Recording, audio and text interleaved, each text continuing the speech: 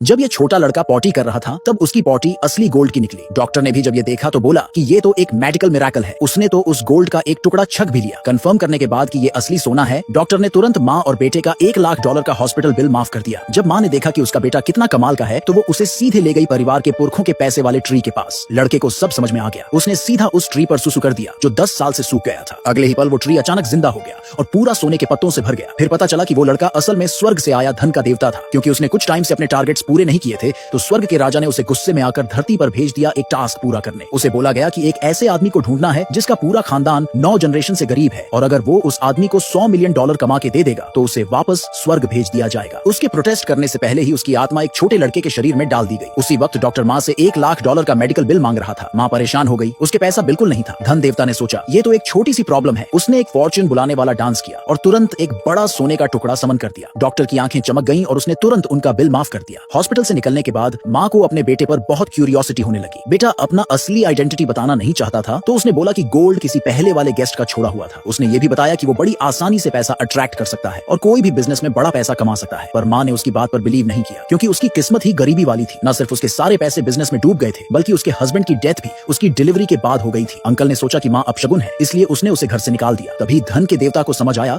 कि वही माँ ही वो इंसान है जो 9 जनरेशन से गरीब चली आ रही है। अब अगर वो अपनी माँ को $100 मिलियन कमा कर दे दे तो वो वापस स्वर्ग जा सकता है। सबसे आसान तरीका यही था कि वो अपनी माँ की फैमिली में इज्जत वापस दिला दे। इसलिए उसने डिसाइड किया कि वो माँ के साथ दादाजी के बर्थडे बैंकेट में जाएगा। लेकिन माँ के पास सिर्फ $2 बचे थे। इतने में तो गिफ्ट भी नहीं आ सकता था। तभी धन देवता ने अपनी स्वर्गीय आंख खोली और उन $2 से एक ऐसा लॉटरी टिकट खरीदा जिसमें विनर होना पक्का था। दोनों बर्थडे बैंकेट में पहुंचे। बीच में एक सूखा हुआ पेड़ का ठूंठ रखा था और उसके पास एक बोर्ड लगा था। उसमें लिखा था जो कोई इस पेड़ को फिर से जिंदा करेगा उसे $1 अरब का इनाम मिलेगा। धन देवता को तुरंत इंस्पिरेशन मिला। उसने पास जाकर देखा तो समझ गया कि ये वही पेड़ है जो उसने पहले लगाया था। उसे जिंदा करना उसके लिए बच्चों का खेल था। उसने वहीं पर उस पेड़ पर सुसु कर दिया और जैसे ही सुसु किया पेड़ जो सालों से सूखा हुआ था तुरंत फिर से हरा भरा हो गया। ये पेड़ फैमिली की विरासत का प्रतीक था तो दादाजी बहुत खुश हो गए। उन्होंने तुरंत माँ और बेटे को फिर से फैमिली में शामिल करने का फैसला कर लिया। ये देखकर पास खड़े अंकल को बहुत गुस्सा आया। उसे डर था कि अब 2 लोग और उसकी प्रॉपर्टी में हिस्सा मांगेंगे। इसलिए उसने माँ की बुराई शुरू कर दी। उसने बोला कि उसने तो $100 मिलियन का गिफ्ट दिया है और माँ बस $2 का लॉटरी टिकट लाई है और टिकट का नंबर था 1 2 3 4 5 6 7। अंकल ने इल्जाम लगाया कि ये दोनों बस फ्री में बैंकेट का मजा लेने आए हैं। ये सब सुनकर भी धन देवता शांत रहा। उसने कहा कि उसका टिकट जरूर जीतेगा और उसने अंकल को चैलेंज किया अगर उसका टिकट जीत गया तो माँ को फैमिली में वापस लेना पड़ेगा। अंकल जोर जोर से हंसने लगा पर उसे क्या पता था कि लॉटरी कंपनी तो उसी की है और वो जो चाहे विनिंग नंबर सेट कर सकता है। उसने उंगली चटकाई और एक ऑफिशियल को बुलाया। उसने पूछा आज का विनिंग नंबर क्या है। ऑफिशियल बोला मुझे एक जबरदस्त आइडिया आया है। आज के विनिंग नंबर्स होंगे 1 2 3 4 5 6 7। ये सुनते ही अंकल का दिमाग घूम गया और वो गुस्से से पागल हो गया।